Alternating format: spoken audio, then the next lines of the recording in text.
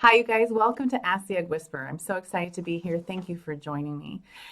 I don't know how many people out there really realize like how hard it is to be a fertility patient right now, except the people that are watching right now. I mean, imagine wanting something so badly that even in a pandemic, you're going to stab yourself with like 20 needles, and that's just an understatement. Go in, get ultrasounds done, get blood draws done. I mean, that's called resilience, that's called strength.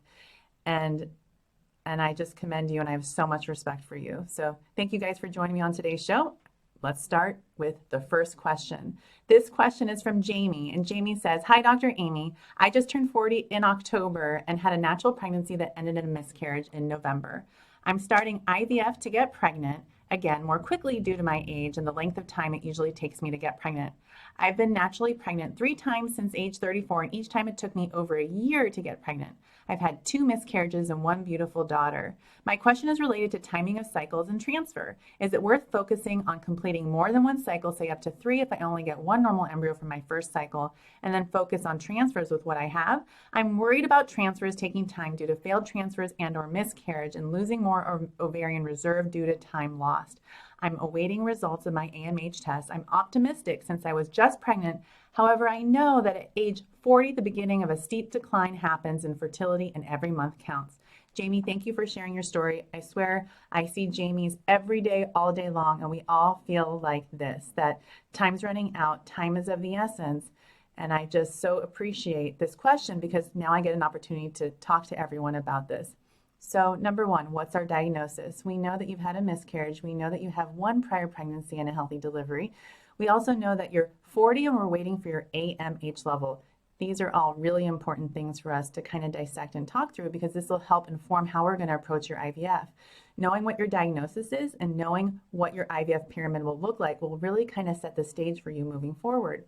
If your AMH is fairly high, no matter what your AMH is, I should say, it's really hard to find a good egg at 40. However, your AMH is higher than, let's say, average, it might be a better sign for us. However, if your AMH is low, you should be more prepared to do more IVF cycles than just 1 or 2. And I think your outlook as far as considering even 3 cycles makes perfect sense. So take your AMH, print out the IVF pyramid. I have it on my IVF checklist article on my website, and talk to your doctor about what your pyramid will look like for you, at least how they can predict it in the most accurate way possible for you.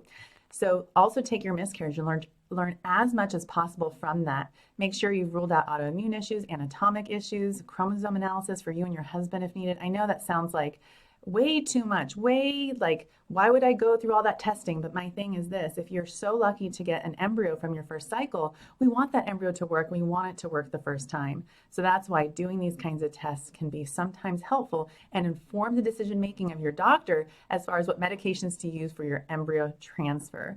So then the other thing is preparing for your transfer. And, I can talk on and on about this, but I think you're asking all the right questions. Support the diagnosis, take your supplements, talk to your doctor about your pyramid, bank those embryos, and then make sure you have enough for another baby, and really look at the quality of the embryos that you have, and then sit down with your doctor and say, what is the likelihood that this embryo is going to work? Should I do more? Because you know how devastating it is to go through a miscarriage and have that time almost feel like it's being taken away from us. So I do think that it does make sense to consider more than 1 cycle if possibly you might even want to have a 3rd baby in the future. So thank you, Jamie, for asking that question.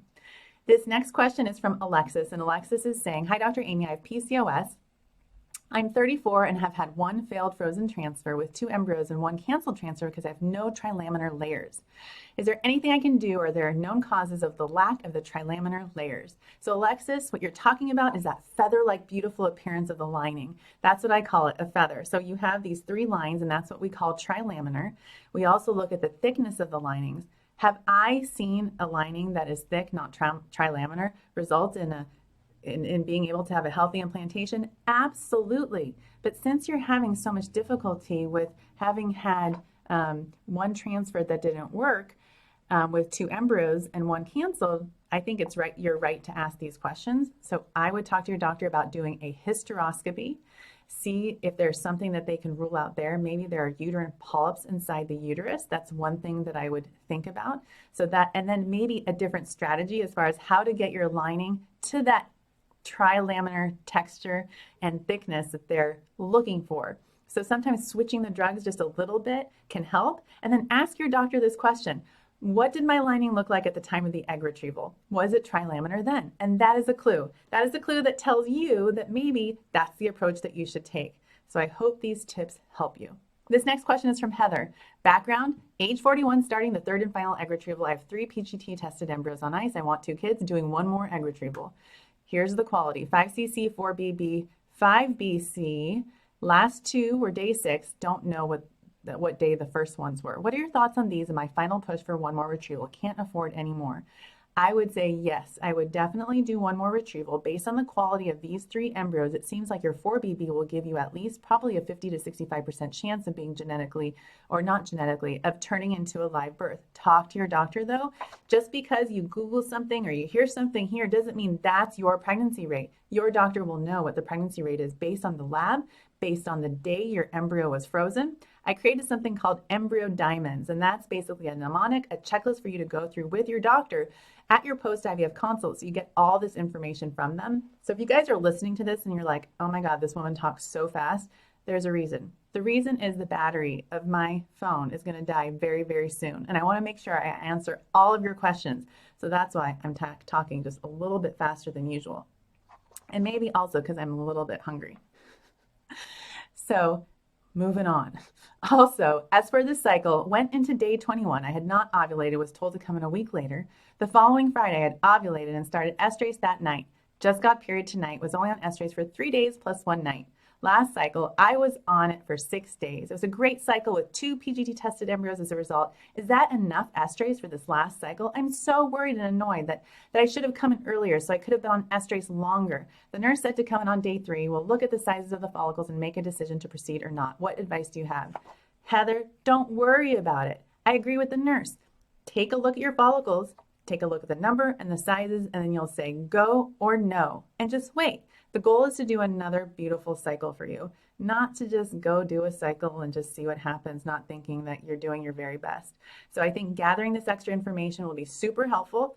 And I would say don't sweat it. If you go in and you don't like the number of follicles that you see, just wait a month. I don't necessarily think that estrase is really a big deal at all, although we're made to feel like it can be. So I wouldn't sweat it. This next question is from Julie. Julie says, hello, I've been on a 3-year secondary infertility struggle. I have 2 children, 7-year-old born vaginally, but then had retained placenta, resulting in a D&C 12 weeks postpartum. Second baby was breech, resulting in a C-section. I miscarried 1 year ago and had to again have a D&C. My RE cannot get my lining to thicken with what she says is the best medication to thicken lining, which is injectable follistim, is what she says. She's thinking the recurrent procedures have ruined my lining basal layer. Is this for real a thing? The SIS is normal, no Asherman syndrome that they can tell. 35 years old, all cycles that were planned to lead to IUI have been stopped due to thin lining. Lining is 4 millimeters. Julie, it sounds like you do have Asherman's. Let's just call it what it is. And there's so many creative strategies that your doctor can talk through with you. If you don't feel like you're getting that creative outlook, like that thinking outside the box kind of approach here, let me tell you, there's so many of us out there that have it. So go find one of us or talk to your doctor and say, have you thought of adding PRP? Have you thought about hyperbaric oxygen therapy? Have you thought about maybe even giving me HGH? These are certain things that can help. Aspirin, vitamin E, L-arginine, doing a hysteroscopy with someone who's an Asherman's expert. Those are the kinds of things that I would think about for you. And yes, unfortunately, it actually is a thing. And I would say that there is still hope to be had, but I would say it makes sense to start thinking outside the box given the situation that you're in. This next question is from Nico. Let me just pick up Nico's question here. Here we go. Nico says, hi, Dr. Aimee. Thank you for sharing your wealth of knowledge. I found love late in life, and here I am, 42 years old, and my husband is 31. Go, Nico. We love that. Okay, we completed our first egg retrieval and just received our PGT results, and sadly, they're not transferable. 4 eggs were retrieved and all mature. 3 eggs were able to be fertilized and 2 embryos made it to day 6 blastocyst. Let's see here. The 2 day 6 blastocysts sent for PGT testing, and they came back with complex abnormalities. We also did genetic screening before PGT, and I was not a carrier for any of the diseases that they screened. I have a history of fibroids and have another one to remove. My AMH in August was 1.1, my FSH 7.3, and estradiol 33. I had an early miscarriage in October. I did stim for 11 days, 300 gonal, 150 menopur. On day 8, we added cetrotide. And then on day 10, we did cetrotide 2 times a day along with gonal F. And then for the trigger, we did leuprolide and Novarel. What is my next move? Okay, so Nico, you're making blastocysts. That's awesome. Everyone at some point gets to the point where you just don't make blastocysts anymore. So, right, you have mature eggs, they're fertilizing, they're growing, they're turning into blastocysts. Unfortunately, we're not reaching the 4th stage, which the blastocysts are normal, and then that allows us to get to the 5th, which is, are they going to implant, yes or no? In a case like yours, I would say the following. I would say, do we want to go through another cycle knowing that the same thing could happen again, or should we start thinking of more creative family building options? One of the things I say, I can't even think of it right now. Maybe if I have a little sip of water, I can. One second.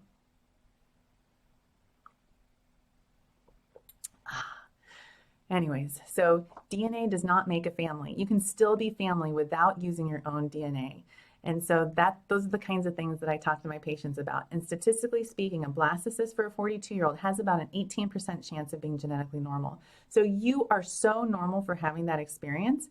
And I would say if you still are willing to try again, I would say you should and can still think about trying 1, 2, 3 more times. The things that I would change about your protocol would be the following. Maybe consider adding HGH. If you haven't added the supplements that I always talk about on the show, like high-dose CoQ10, pterostilbene, or NAD, for example, those are the suggested things that I would have you consider doing. Based on the medications that you've used, it might not be a bad idea to ask your doctor if maybe they increase the amount of menopur and decrease the amount of gonal F. See if that's something that would help. I really like antagonist cycles. I feel like you have so much more control over them, and I worry less about patients ovulating on me, because that's a real bad day if that happens when you're about to do an egg retrieval. That really kind of ruins more than just your day. So that's the reasoning behind that. But I think I like what I'm seeing. I like your FSH being 7 at 42 with an AMH of 1.1. I would suggest repeating your AMH now and your FSH and estradiol just to kind of get another check-in, another snapshot about your levels. I did a Tushy method post today, if you guys haven't seen it. And you're probably like, God, she keeps talking about Tushy. She's clearly obsessed about this Tushy thing, and I am. I'm obsessed about it because I'm sick and tired of people telling me that I did a Tushy check, or I actually went to a fertility doctor and they told me that everything was unexplained. And then they say, well, I've had my Tushy checked. Well, I'm here to tell you that things change over time. You're not going to learn everything with just one set of levels. We have to track and trend things sometimes, like your FSH and estradiol and your AMH. And you have to look closely at the follicles and really put all the information together to get to a diagnosis. I kind of am going here with Nico's question, and the reason is she had really good levels of FSH, estradiol, and AMH back in August. So where are we at now? So I feel like before we do another cycle, we need to understand more about what's going on so we feel fully informed, so that we're not walking in thinking that we're going to have you know what I mean. We're not walking in without all the knowledge that we could possibly have gained before we start another cycle, because that's a lot to go through. This next question is from Catherine, and Catherine says, hi, Dr. Aimee. Thank you for what you do for us. I'm 40. I have no kids. I take all the good stuff, including CoQ10. AMH today was 2.1. Pretty cool. HSG is normal. Thumbs up. TSH is 1.27. It was 2.91 before my last FET. I have a husband, 37 years old, no kids, with a normal semen analysis. He's also taking CoQ10. We both have had carrier screenings, which came back normal. And then here's the thing. At 38 years of age, I had 4 embryos frozen in 2019, a total of 32 eggs retrieved out of 3 IVF cycles. Every single frozen embryo transfer did not work. We had 2 miscarriages at 7 weeks, and our last transfer of 2 embryos just did not implant at all. All were PGT tested. We did a hybrid cycle in that last transfer, which resulted in 1 fair quality embryo, but no implantation. I then changed clinics. I did a 5th egg retrieval, and I'm now awaiting results, and my embryos look beautiful, 2 5AAs and 1 5BB.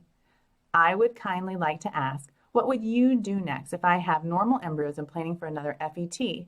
Or if I get no normal embryos, what is there more to check?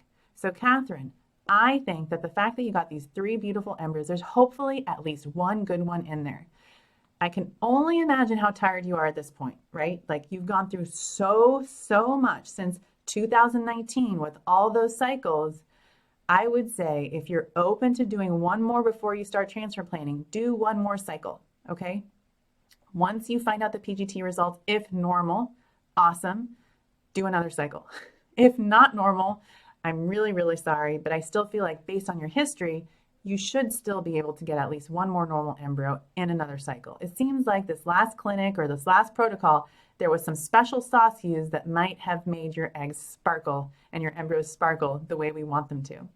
Before you transfer again, I would consider looking at the cavity, doing a mock cycle, like doing a saline sonogram with an ERA and receptiva test.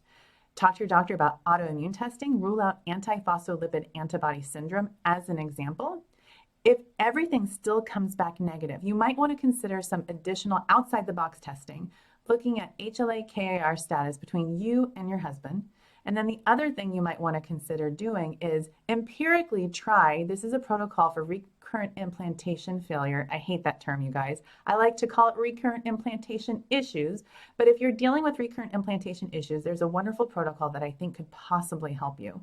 And that's a protocol involving debolupron and letrozole that might make the lining more receptive, and it might decrease silent endometriosis that might not be detected in standard tests. So the other thing to consider doing is looking at the fallopian tubes once again and looking really carefully at that cavity of yours.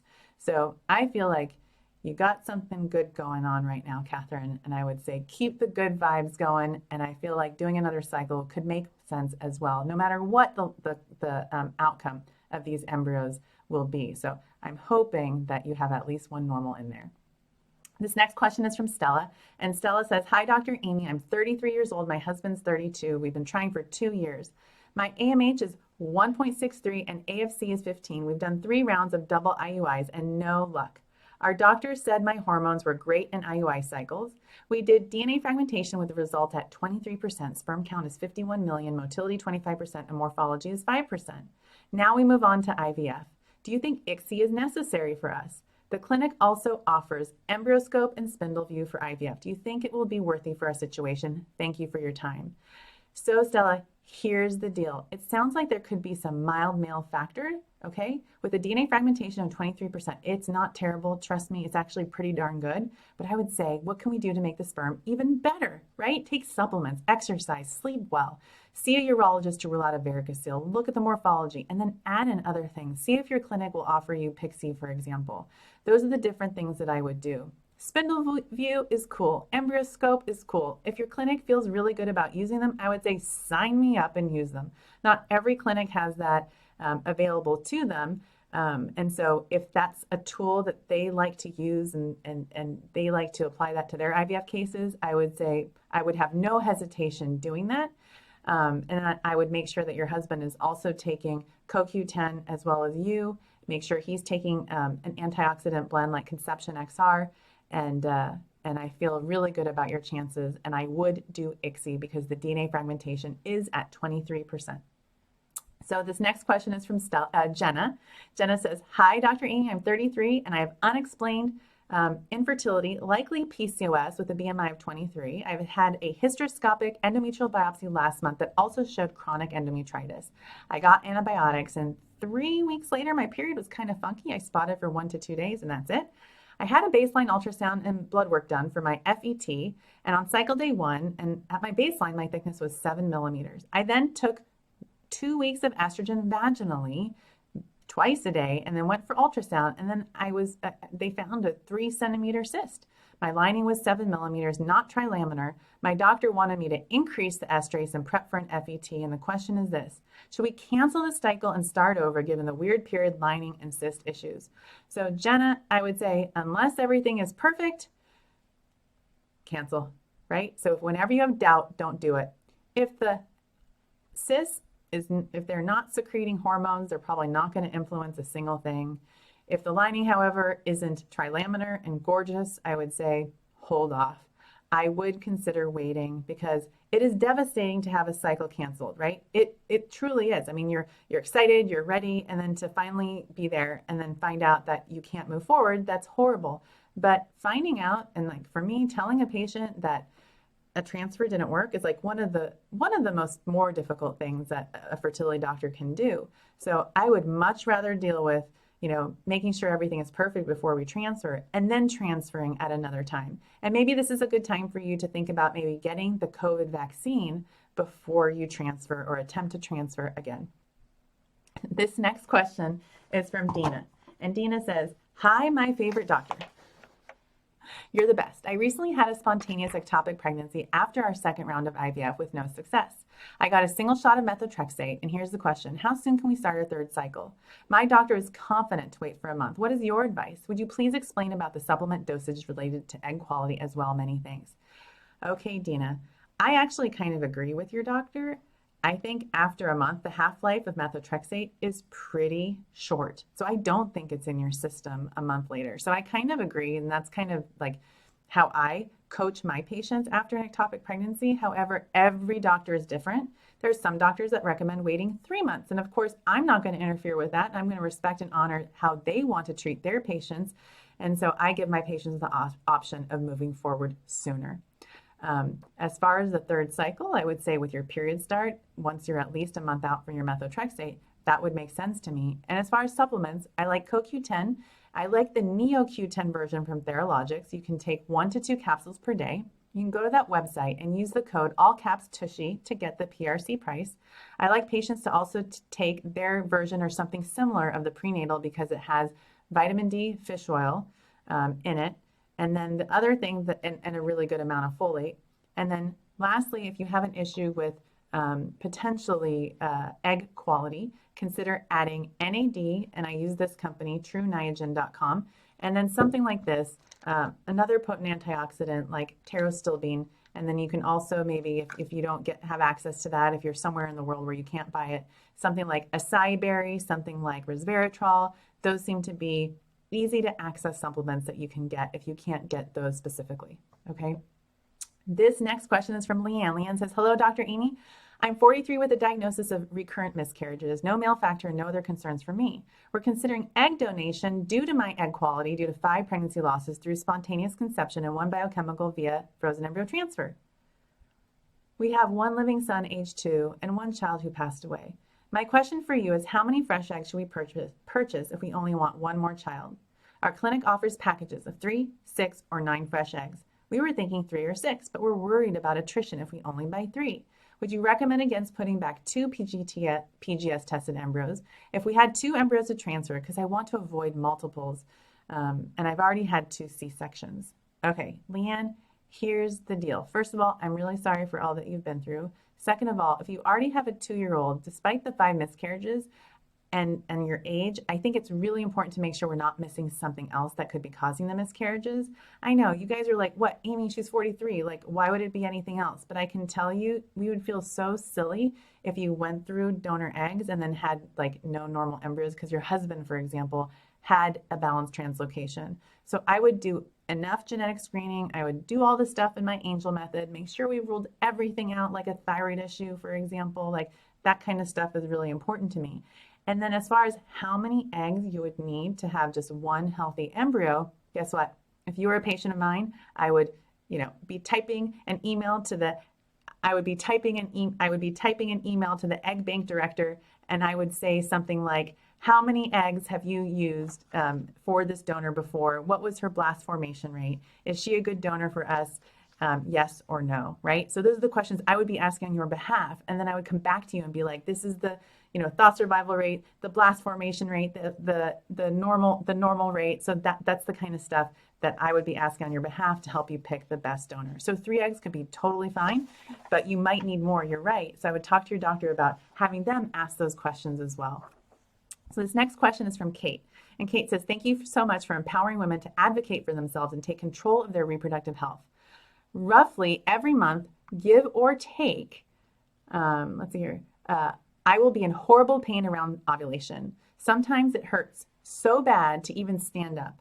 It's only on my left side. I also get extremely bloated and just uncomfortable in the lower abdominal area. Neither my GYN or fertility specialist have an idea of why this is. Do you have any suggestions of what it could be? What tests could I have done? I had an HSG with suspected left fallopian tube blockage and a saline sonogram that showed a beautiful uterus. I'm 32, my AMH is 0.7, FSH is 7, estradiol 64, 1 canceled IVF due to poor response. Okay, Kate, here's what I do. Repeat your levels again and maybe consider a laparoscopy. But before you even do that, let's get some embryos frozen. Let's try and get a better response. Avoid birth control pills. Talk to a doctor who gets really excited about working with women who have maybe a history of poor response. We call them poor responders, but I also think of you as like just someone that I need to take extra special care of. And of course, like I think of everyone like that, but I just feel like younger women sometimes are, I feel like it's hard for everyone going through this, but sometimes the messaging that younger women get can be often not as helpful as could be. And what I mean by that is I've heard people being told things like, "Oh, you have the ovaries of a 40-year-old when you're 32," and I'm like, that's really not quite true. But I would make sure that you're going off of accurate data points. Repeating your levels is really important. Taking supplements, especially N-acetylcysteine, because it sounds like you could have endometriosis, and N-acetylcysteine may help. Go to all the other supplements that I usually talk to my patients about, and I would go through 3 steps: embryo creation, laparoscopy, and then embryo transfer, because you want your embryos frozen first. If there's a tubal issue, you want to know that before you transfer, because that tube could get in the way.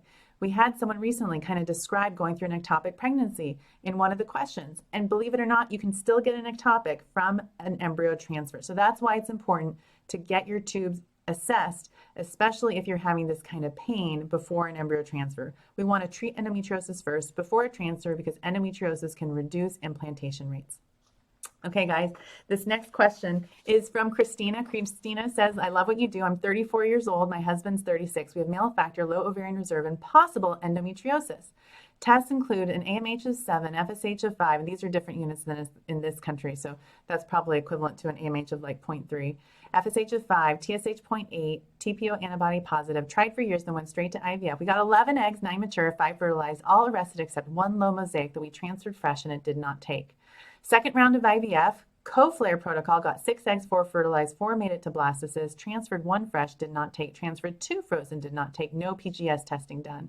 We have 1 frozen embryo left and are feeling hopeless. What do you recommend we do next? Testing, transfer right away, another IVF cycle? Thank you. Christina, yes, I strongly recommend doing another IVF cycle, and I would do chromosome testing on you and your husband first to make sure that we're not missing an absolute reason for you guys to do genetic testing on your embryos. Not everyone needs to do PGTA, right? However, if you or your husband carry a translocation, then of course it would make sense for you to do genetic testing of your embryos, right? And you gave me a big clue. You said, I have endometriosis. So my question to you is, what have you done to treat endometriosis before your transfer? So there are a couple tests that you can do. One is called an ERA and Receptiva DX test before your next transfer. You can use those results to help guide you as far as the right approach. And even if they all come back normal, you might still want to consider doing a hysteroscopy, laparoscopy, and take Depo-Lupron, for example, and I even add Femara into that protocol to hopefully increase the chance of an implantation for you. But I would, if you have it in you to do 1 more cycle, I would, Christina, do 1 more if you can. Okay, this next question is from Jenna. Jenna says, I'm 36 with PCOS and just did my 3rd retrieval of the year. I did ICSI and Zymo and got 14 mature, but only 6 fertilized and 2 made it to blastocyst. I'm waiting for PGT results. 6 is the highest number of fertilized eggs we've gotten this year. 0 in June, 4 in August, but still low. In August, they retrieved 16 eggs, 12 fertilized, 3 blastocysts tested, and got 2 viable embryos. However, I did 2 FETs that led to miscarriages. They found and removed a uterine septum. Conceived twice naturally in 2019, but miscarried. Both were chromosomally abnormal. With my age and my husband's low sperm morphology, I'm worried something's wrong with the combo of his eggs and my sperm. You guys, I just said his eggs and my sperm. That's hilarious. Okay, one day we'll be talking like that, but not anytime soon. For now, it's his sperm and my eggs. Okay, I eat healthy, get moderate. What I should say is one day we'll be saying his uterus and my eggs. I eat healthy, get moderate exercise, and take prenatals of Ositol, CoQ10, vitamin D3, zinc, melatonin, and NAC. What's going on and how can we optimize results if we need to do another round? Okay, here is what I'm thinking. Okay, you gave me a clue, and the clue is his low sperm morphology. So let's get all the official reports. Okay, let's look at the shape of the sperm. Like, how bad is it? Are we dealing with globospermia? Is calcium activation something that can help us? Ask your doctor. Okay, have him see a urologist. Do a sperm DNA fragmentation test. Those are the simple tests that you can do before another cycle. Are the issues in the embryos sperm-driven or egg-driven?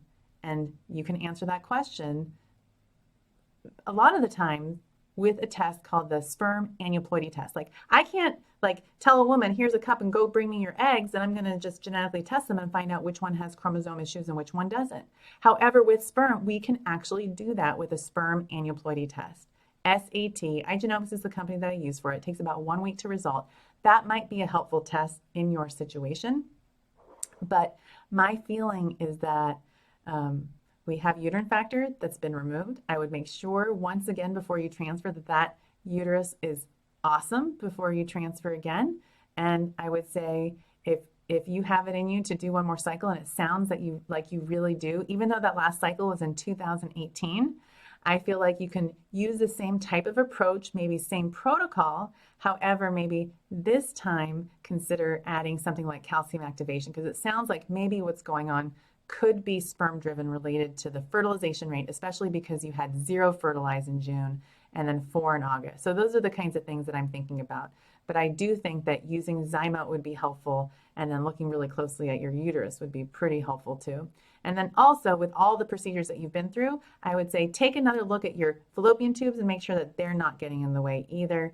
You know, make sure there isn't a hydrosalpinx, for example, that could be ruining our, kind of getting in our way of having a successful implantation. Okay, this next question is from Nin. Nin says, I'm 39 with primary ovarian insufficiency, diagnosed 2 years ago. My husband and I tried to conceive and were not successful. In January of 2020, my doctor said the best option is IVF with an egg donor. She was willing to do 1 cycle of Menopur with IUI just to see if I respond, but I didn't expect me to produce anything. I scheduled an HSG to confirm an ultrasound and to confirm a cyst, and she expected that I had a cyst and it would be gone, and then said it was a developing follicle containing an egg and should not be visible until cycle day 6 or later. In my case, it seems like based on my labs, they weren't medically able to do anything to increase my chances of pregnancy with my own eggs, saying that my chances are 2 to 5%. Please help. What are my options? My past lab results are estrogen 547, FSH 5.9, February of 2020. In January of 2020, progesterone 0.4, estrogen of 260, FSH of 15. And then in 2018, estradiol of 174, FSH of 8. So Nin, what I would say is let's get your AMH checked. Let's look at chromosomes. Let's look at autoimmune stuff. Let's look at an FSH estradiol level. Again, it seems like you haven't done it in a year. The likelihood of finding a good egg at 39 with this diagnosis of POI is really, really low. But I feel like it's easy for me to say it's time to move on. It's really important for you to say it is time to move on. Until then, we are not moving on. And I'm going to sit here and I'm going to rally around you, because even if there's a 1% chance, you want me to believe in that 1% chance with you, I will do it. But at the same time, we're not going to waste time. So if you were a patient of mine, then I would say, let's get you in. Let's see what we can do to get rid of the cyst. If we can aspirate it so it stops secreting estrogen, so I can see if I can help you. And then if I can help you, great. If not, we'll give it until like March. We'll say let's try 3 to 6 months. Well, 3 to 6 months is actually June or July. And say if we're not pregnant by then, let's talk about other options. And in the meantime, maybe do some parallel pathing. I just came up with that word. Think about more creative options like donor egg that you already mentioned, and then still explore your own eggs, but at least we're kind of already realizing what we need to do and getting excited about that for baby number 2. So I meet people all the time, just like you, Nin, and I say things like this. Look, I want you to have 2 kids. So even if we're successful right now, talking about egg donor is not going to be a waste of time. It's going to help us freeze embryos for your future. And I've done that before.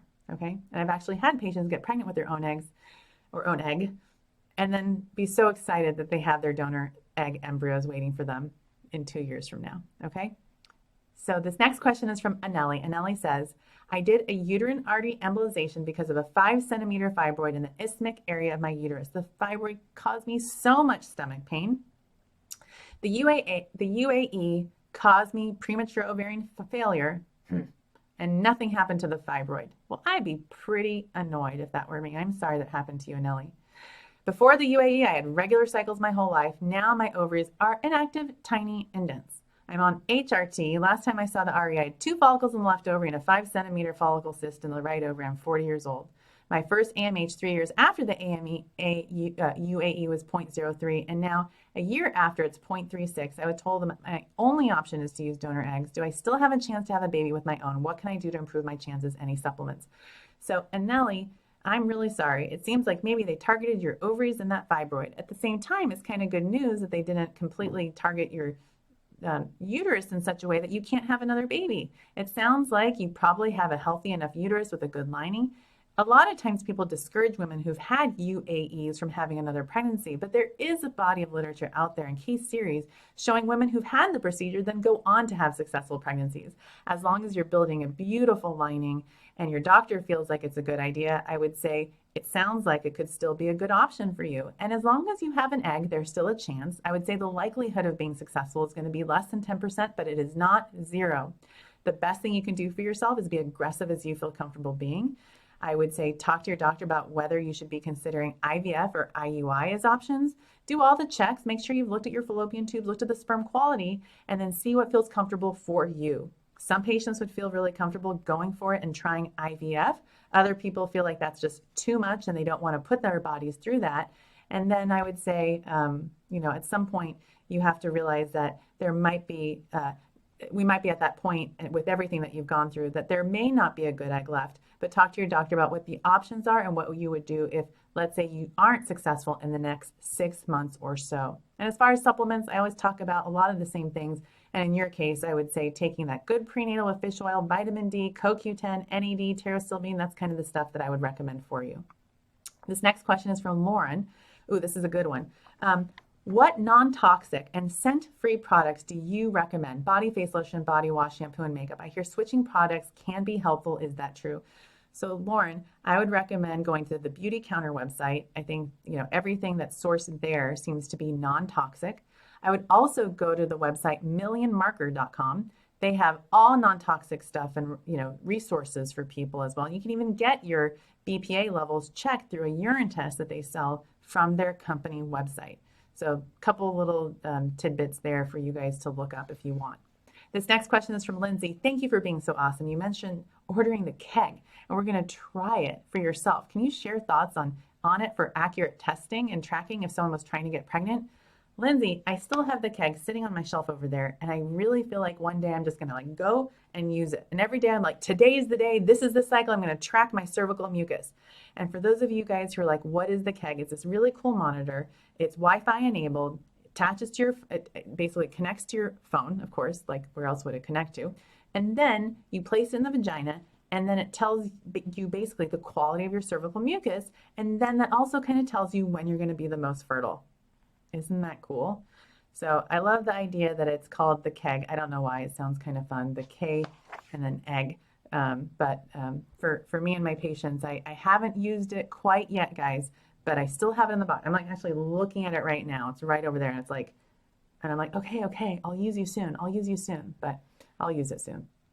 This next question is from Melissa. Hey, Dr. Aimee, I'm 36 years old, and my husband is 33. Okay, my AMH is 1.4, FSH is 7, AFC 10 to 14. We did 2 rounds of IVF and each time got 1 blast.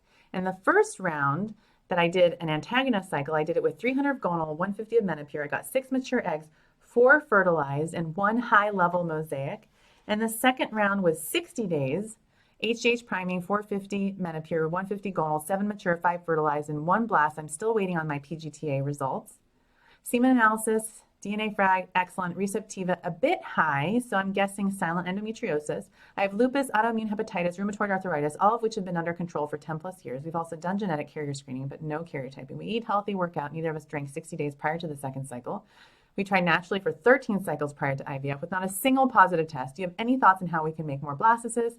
Or is it that it's my immune system making this impossible?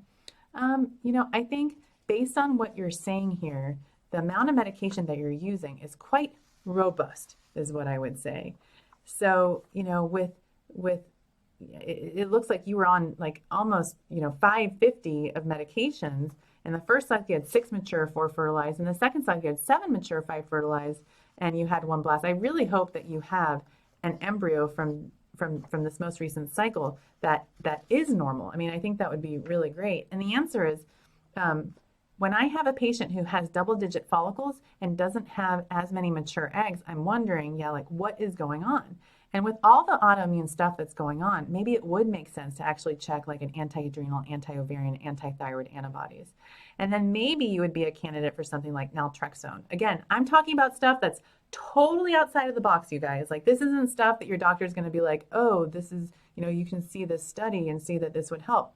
This is stuff that I learned like on the fly from my experience with other patients who have similar situations to this. And then I put them on this drug, and then all of a sudden their ovaries are more responsive because they have, let's say, the anti-ovarian or anti-adrenal antibody. It's pretty incredible. Like, I had a patient, 3 follicles, and then I was like, this is weird. You should have 10 because you started with 10, and I put you on a really good dose. And then I discovered this about her and then treated it with naltrexone, and then voila, next cycle we have so many more.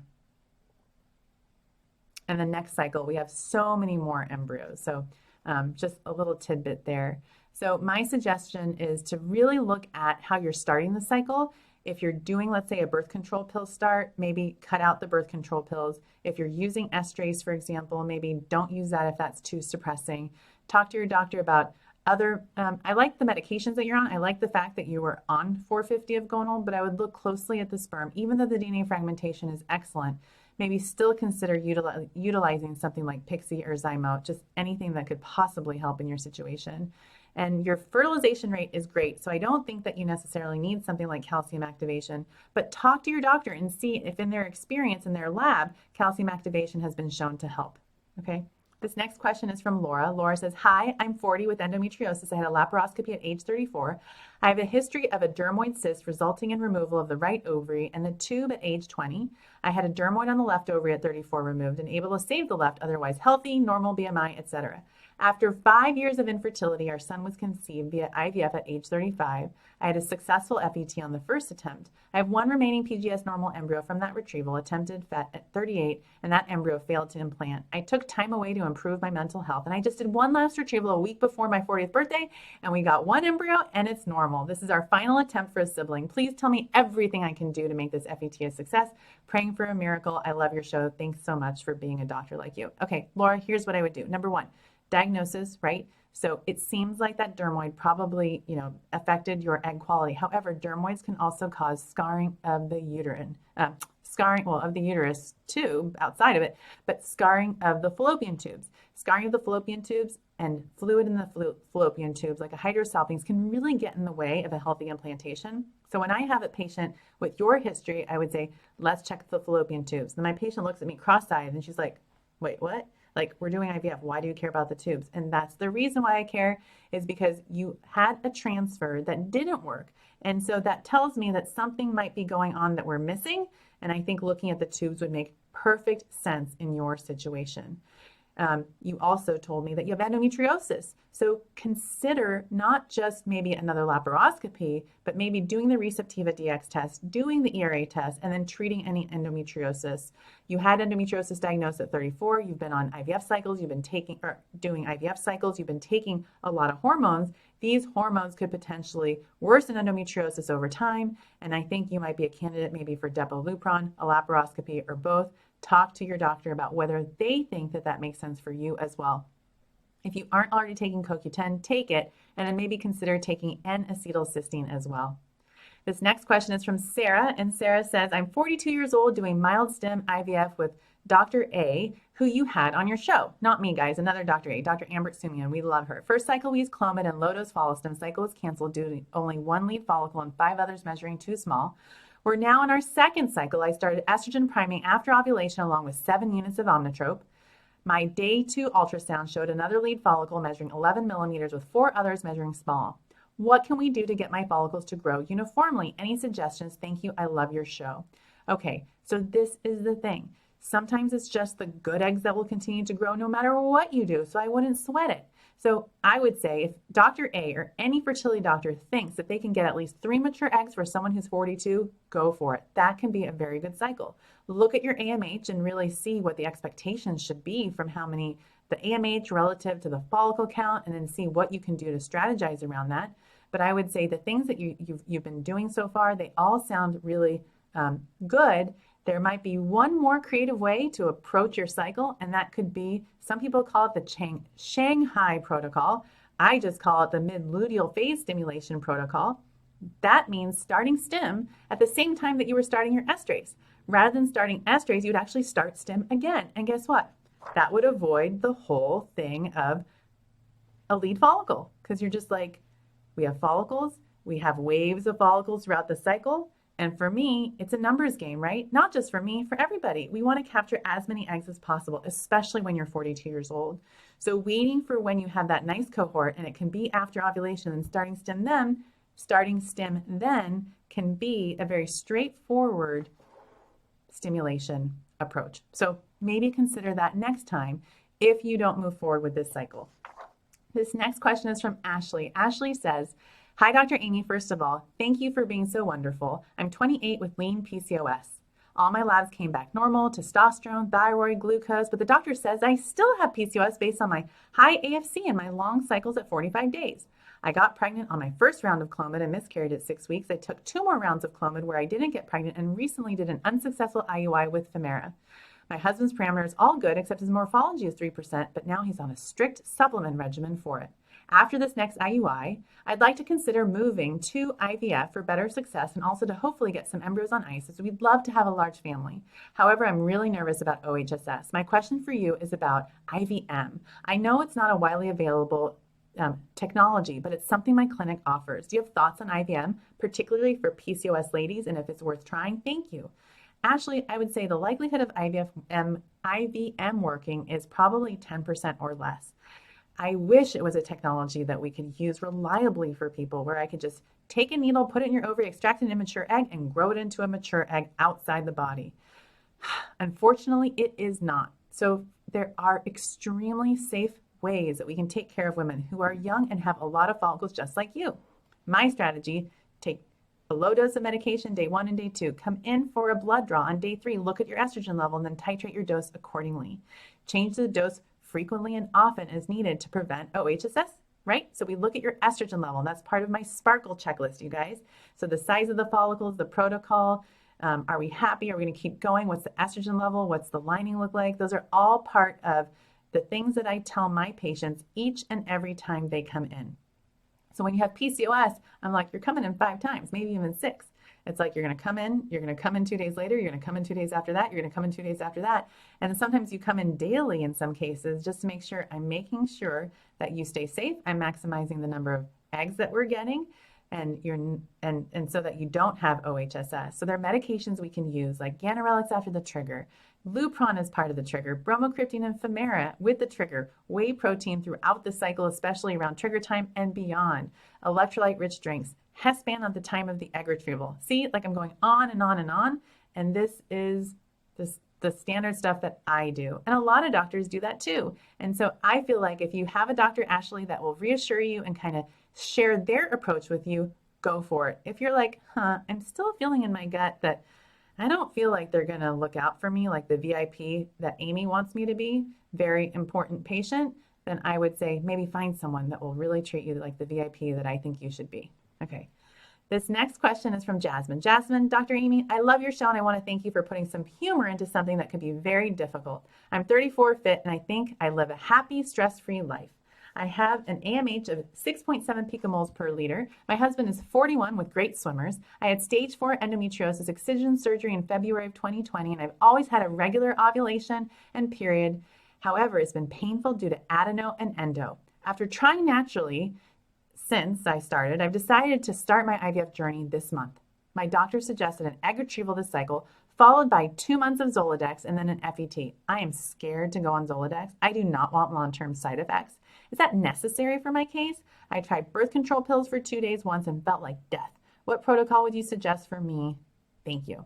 Okay. Jasmine, I can tell you that I feel the same way on birth control pills. After 2 days, I'm so snarky. Like, I'm like the snarkiest of the snarky. And yeah, I feel like death too. I'm just like, what is wrong with me? Like, why am I having all these dark thoughts? And just because that happens to me doesn't mean it's going to happen to everyone, but that's why I'm so sensitive about these hormones. I have an article, and it's basically a survival guide for Depo-Lupron that everyone should read before they start it. It's basically the 10 things that you should know. This is so you can create a coping strategy ahead of time. Zoladex is the same thing as Lupron. So I would ask your doctor, how would you quantify, in a way, my adenomyosis? Are we talking stage 1 or mild, moderate, severe? How would you predict if we were to do a laparoscopy surgery, my endometriosis would be staged? Are we talking mild, moderate, or severe? You may benefit from doing surgery, right? You might benefit from doing surgery and taking Zoladex. The only way you would know is to talk to your doctor. There's a test that you can do that's non-invasive that doesn't require surgery, and that's the Receptiva DX test. That test can sometimes inform you about the endometriosis. Your doctor can look at the size, the walls of your uterus, and then talk to you about whether there is adenomyosis present. If you're feeling conflicted or confused, seeing an endometriosis expert can be helpful. You can also do something called a pelvic MRI, and that might also be able to answer some of the questions that I'm bringing up to you as well.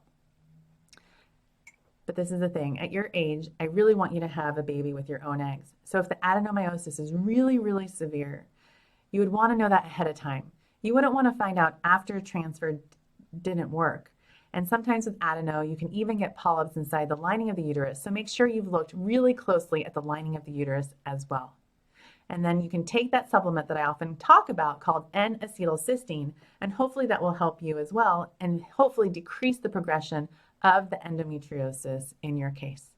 So adeno, endo, I see patients with both all the time. I refer my patients to a minimally invasive gynecologic surgeon. There are several in the San Francisco Bay Area, including Dr. Kamran Nezhat.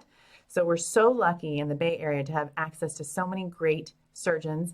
And if you don't have access, you can call them. They do telemedicine consults. You can travel for surgery. It is possible. Just look at your insurance and see if that's something that you can do. You guys, I did it. I answered all the questions that you guys sent in for today. And of course, there are more questions, but I could only get through those. And then my phone battery didn't run out. Like, how cool is that? So thank you guys for listening in. I'm going to see if I can spend a few minutes answering your questions that you guys live chatted here. So give me a second. I'm going to go through them right now, as long as my phone will allow me. So let's do this. Here we go. Dr. Aimee, is Whole30 a good diet to follow when trying to conceive? And I would say yes, it's a good diet to follow. Next question is, Dr. Aimee, thoughts on getting the COVID vaccine a few weeks before an IVF cycle? No pre-existing conditions, and I'm not at risk due to my job. And I would say you're at risk because you're leaving your house and you're dealing with other humans. You can go to a clinic and not know that that nurse that's taking care of you has COVID, and bam, now you have it too. That can happen. Is it going to happen? The likelihood of that happening is really low, but I would say the fact that you're leaving your house to go in and out of visits, get your COVID vaccine if you can before your IVF cycle. I would say yes to that. Next question is, hi, Dr. Aimee, does a subchorionic hematoma increase the chance of a miscarriage, especially after bleeding for a day and passing a pretty large clot? So the question is, the hematoma a sign that you're miscarrying? It could be. Get an ultrasound done. It sounds like you might have, but if you haven't, if you're a patient of mine, you call me and be like, Aimee, I'm passing a clot. I'd be like, come on in. We would take a look at the hematoma, and then I would say, put your legs up. Put your legs up. Wrap yourself in bubble wrap, and whatever you're doing, stop doing it. I know that bed rest probably doesn't help a thing, but if there's an opportunity to do anything that makes us feel like we're doing something, and it might not do anything to help, I would say bed rest is something I would do. Look at all the blood thinners you're taking and stop them. If you're taking aspirin, stop it. If you're taking Lovenox, stop it. And just put your legs up, pelvic rest, and then go back in a week. So if you're a patient of mine here, I would have you come back in a week to take a look at the hematoma and see if it's gotten smaller. And if it's gotten smaller, it's thumbs up. You can now walk a little more. If it's about the same size or a little bit bigger, thumbs down, you are still on bed rest. I know I'm making it sound kind of a little bit I don't know what the word is, je ne sais quoi, a little bit more. I'm kind of strict about that stuff. I'm not going to sugarcoat it. I always tell patients what I would do if it were me, and give them the options to do what they feel comfortable with. Next question is, hi, Dr. Aimee, what's your idea for double stimulation for low AMH? And also, what do you think about mini IVF? So that is a great question. I think what you're asking is about duo stimulation. So that means starting stim in the follicular phase and starting stim in the luteal phase. And my answer to that is, I'm really a lot of fun, but I don't necessarily want patients to do 2 egg retrievals in 1 month. There are certain cases where doing that kind of makes sense, but I only do it if I like the egg count in the beginning and I like the egg count after the egg retrieval. I've definitely had patients come back to see, and I'm like, wait for it, wait for it. I'm like, no, we'll wait till your period starts when your ovaries are less swollen, and then we'll probably get the same amount of eggs or more than if we were to start right now. Next question is, hi, Dr. Aimee. First FET, hours later, I had an allergic reaction. My eyes were swollen. I started wheezing, and then I miscarried my PCOS normal embryo. The second FET, same allergic reaction. Could it be the embryo glue? Is my body attacking the embryo? Oh, wow. I would see an allergist. This is a great question for them to do allergy testing to see what is it. Is it something that, I don't know what it could be. Is it a drug reaction? Anything. I think that would be really important to tease out before your next transfer. Next question from Alda. I had a subchorionic hemorrhage or hematoma, an MTHFR variant and PI1 variant. Would you stop fragment and aspirin or continue? Miscarried my PCOS normal embryo without any answers. And the answer is, it depends. If the subchorionic hematoma is well healed and it looks like the clot has resolved and you don't have any more spotting, then I would say continue your fragment and aspirin if you were a patient of mine. Otherwise, I would say no more for you. Next question is, does sperm retrieval affect the DFI? May have better sperm from the retrieval. The answer is yes. Extracting sperm from the testicle might give you better quality sperm in a case like that. Next question is, Dr. Aimee, can you give some advice on how to prepare for the hysteroscopy? It will be my first and a little nervous about the procedure. So for you guys who don't know what a hysteroscopy is, it stands for hystero, uterus, scope, camera. You just pop in a little camera inside your uterus. Sounds easy, right? No, you guys, that hurts. It can hurt really, really bad. So if you were a patient of mine, I would be like, I'm going to have you take a little snoozy, just like you would during the egg retrieval, a little light sedation, and you'll wake right up afterwards, and you'll be like, oh, I'm so glad I didn't have to be awake for that. So talk to your clinic and see if that's an option for you. There are clinics, however, that do not give you an option for that. That's okay too. So I would say get your headset in, get some music on that you can focus on, find your happy place, get that mantra going, right? All that beautiful visualization. Ask for a Tylenol with codeine and a Valium. I bet they're going to give it to you, but if not, be sure to ask for it. And then hopefully you're going to have a really smooth experience. This next question is, this is why we love you. You give us hope, but keep it real. That's a very sweet comment. At 40 years old, how many normal PGT embryos should we expect? That is a really good question. If you were a patient of mine, I would say 0 to even 1 is normal, because it's really hard to find a normal egg when you're 40. And it doesn't matter what your levels are, and no matter how many blastocysts you have, you still might not have a normal embryo. It's really important to hear that up front. There are certain characteristics that a patient can have that makes us feel extra peppy and like excited and be like, oh my God, this should work. And even then, I feel like I've been kicked in the gut because I've had to do the hardest thing. And that's, well, there are many hard things about being a fertility doctor, but that's telling someone who has, let's say, 7 blastocysts at 41, where you're super excited and you think you got it this month, and not a single one has normal chromosomes, and you feel defeated. So I've been there before. So that's why it's so important for me to say 0 to 1, because even 1 can make you feel like it's an A+. But if you went in expecting 3 to 4 and you got 1, you could be like, what happened, right? Like, what went wrong? What could you have done better as a fertility doctor? Not that any of my patients would say that. So next question is here. Dr. Aimee, would you recommend karyotype testing as part of the infertility workup? My doctor just doesn't think the cost is justified because the results, because I've never had recurrent pregnancy loss, just 12 months of unsuccessful trying, age 37. So I would say to the doctor, look, carrier screening cost around $250 for each of us, and the likelihood of us each carrying a common mutation is about 1 in 500. Why did you do that test? Right? Chromosome analysis, $350 out of pocket. The likelihood of you being a carrier of an abnormal chromosome, 1 in 500. Could that potentially help you and guide you as far as what your expectations should be from your IVF cycle? Yes. So I recommend it to people who choose not to do genetic testing of their embryos.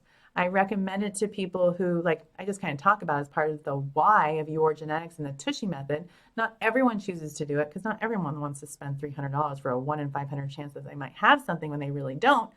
But at the end of the day, I've had these experiences with people who've gone through like 7 IUIs and it's like nothing has worked. They're young and then they do IVF, chose not to do genetic testing of the embryos, and then find out the hard way because none of the transfers worked or they miscarried that one of them actually had a translocation.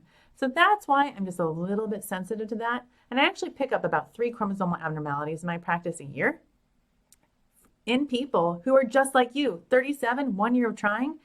And it's like that was super informative for them to find out ahead of time because sometimes it actually changes the decision making as far as what you do next. Next question is from One Queen. Is it possible to be on too much estrogen before an FET, taking 3 times a day with the patch every 3 days, and I start PIO tomorrow?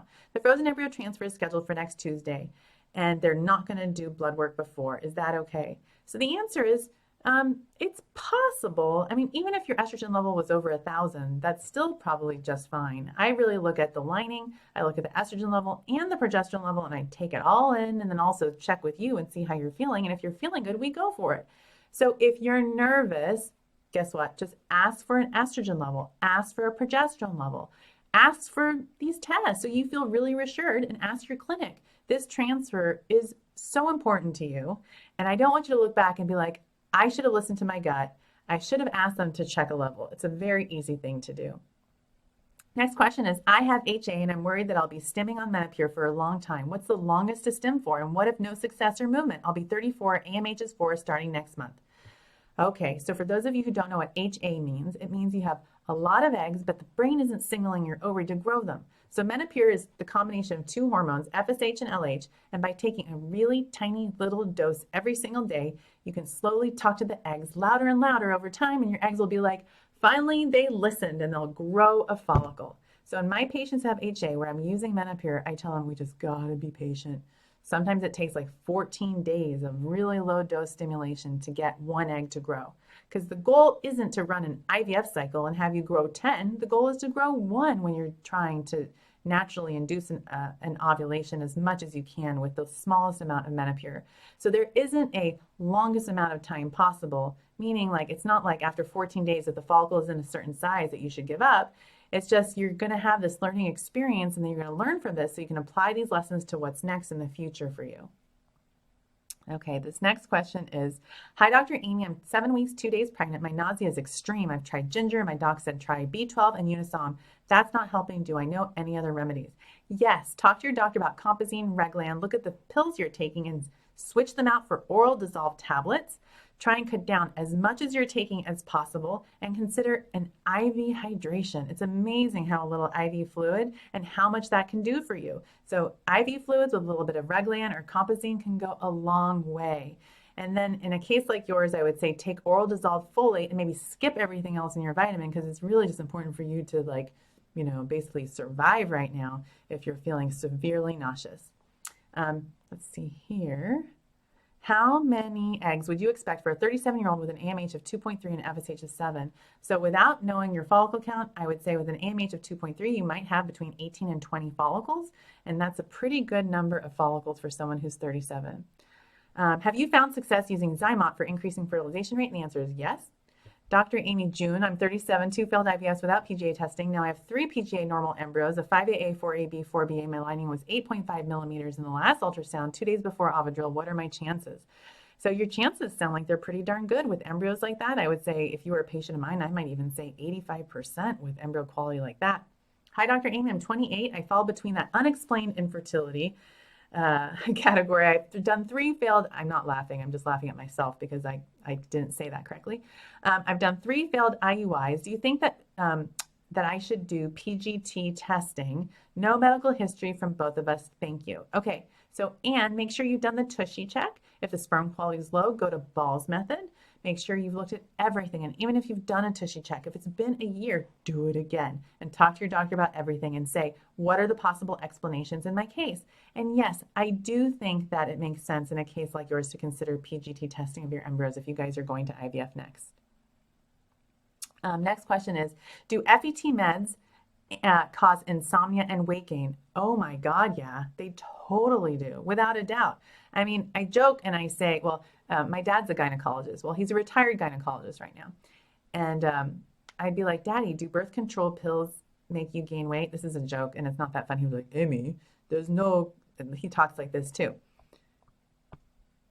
He would say, my dad would say, Aimee, there's no, what would he say? He'd say, there's no calories in birth control pills. And I'm like, that's kind of a douchey. Like, that's not really funny. Like, you're kind of annoying, like rude. The answer is, yeah, you can gain weight on these medications. You can gain water weight. They also change your metabolism. They change how you look at food, see food, and eat food. You might crave certain things that you wouldn't being on those hormones. So I would say, give yourself a break and know that, yeah, it's normal to do that. And maybe find another type of or mode of administration, and that's something that might help. Next question is, my doctor didn't give me any estradiol for my FET. I took letrozole, I injected Ovidril, and we'll do the FET in 5 days. I'm taking endometriosis 3 times a day. Is it enough? No, that sounds great. So it sounds like your doctor is doing a natural cycle transfer, relying on your own body's hormones to get your lining ready to accept the embryo. So I think you can trust your doctor that they're going to use a protocol that really works and they have experience with for you. Okay, guys, I love you guys. But I'm going to have to go now. I'm going to have to go now because remember the rule? When my butt's asleep, we stop recording.